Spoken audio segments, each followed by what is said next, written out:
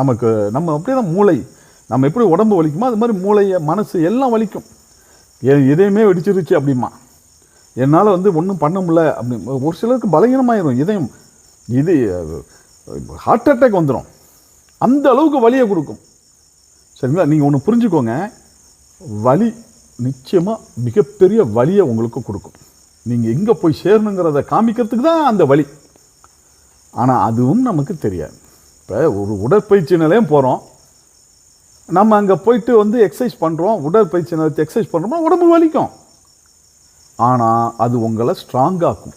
சரியா? அந்த வலி தான் உங்களை என்ன பண்ணுது, ரொம்ப ஒரு ஸ்ட்ராங்கான ஒரு ஆளாக மாற்றுது, வலிமையான ஒரு ஆளாக மாற்றும். அதே மாதிரி தான் இந்த வலியும் உங்களை வலிமையான ஒரு ஆளாக, ஒரு திறமையான ஒரு ஆளாக மாற்றும்.